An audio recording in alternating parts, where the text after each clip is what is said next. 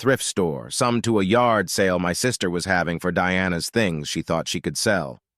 I let her decide where almost all of Diane's stuff would eventually go. I kept some things as keepsakes, things that had special meaning to her and to me, or those things that had a lot of monetary value. My sister was like a vulture. She had her eye on all the nice jewelry and artwork that belonged to Diana. I practically had to pry them out of her hands. But mostly, I'll keep the things that remind me of my wife, the things that will ease her absence. God, I miss her.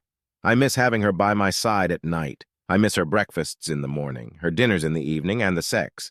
Yes, I definitely miss that. Diana was my life. She made every day I lived worth living. She always met my needs for food, sex, clothes, anything that made me comfortable and happy. She did her best. For me. And before you get the wrong idea, it was mutual. I endeavored to satisfy her every whim, every desire. We were a couple, a team. She was my soulmate in every sense.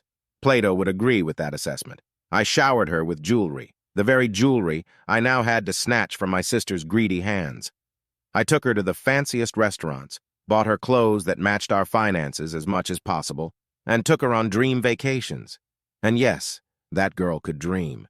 But in the end, in her pain, she lost sight of my comfort, a pain I didn't even know I had, and now she was gone. I emptied the house, sold all our furniture, all our artwork, except for the ones I kept as keepsakes, and even the house itself. It was all too painful a reminder of the death that had occurred there, in my bedroom, in my bed. How could I go on living here, especially without the love of my life? Her mother was here today, still angry with me. She blames me for Diana's absence. She blames me for the death and bloodshed, like I planned it, like I wanted it. I know. I tried to tell her how much I was in love and how Diana was my life. She didn't believe me.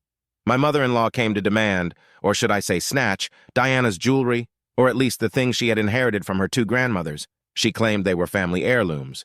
I know I was Diana's family, and they were memories. Maybe not of our love, but at least of our life together. When I look at these exhibits, it brings back fond memories. It allows me to remember Diana in all the splendor of our love. My mother? I lost my mother, so Diana's mother had always been my mom, and although she now demanded that I stop calling her that, I still thought of her that way. Resentfully stated, "Max, you only kept those things because they were the only valuable things in my life that I gave to my daughter." Mom argued that what I bought my wife was cheap junk. I countered that Diana loved my gifts and wore them every day. My mother-in-law's face contorted with rage. "And you're just keeping all her stuff to spite me. You don't want me to have anything to keep for her."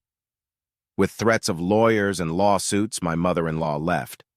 I went back to packing, first checking the boxes my sister had packed and taking the things she had tried to smuggle out without my knowledge. I will say that my sister had good taste. She tried to steal only the best of Diana's things. We went to the funeral a few months ago, even though my loved one's family didn't want us there.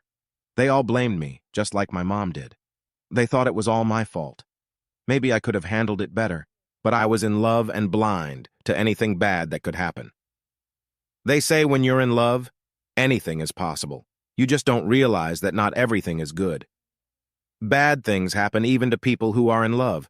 I offered to pay to have Max Weller's beloved engraved on her headstone, but her family found it disgusting that I would even suggest it. Her mother started hitting me, and her father tried to strangle me. The rest of the family tried to join us, and I was lucky to escape relatively unscathed. Even now I have to look after her family. There's no end to the threats and harassment. Well, now I was ready to leave. The house was sold, all my wife's things were sold, and I was going to slip away into the night. Away from my family and away from her family, leaving it all behind. On my way out of town, I stopped at the grave to say goodbye one last time. The headstone did not have the beloved of Max Weller inscription I had longed for.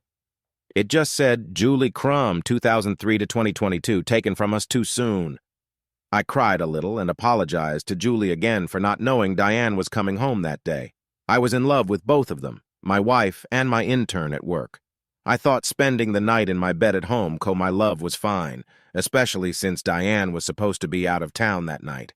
And everything was really good until my wife burst into the room and put 9 bullets from my Glock into my mistress. Now I've lost them both, Julie to the grave and Diane to the state prison system. Both families hate me, blame me for everything, though if Diana would just talk to me, I'm sure we'd all be very happy together. Was it really my fault that my wife was so hot and out of control? I don't think so, but who the hell understands women?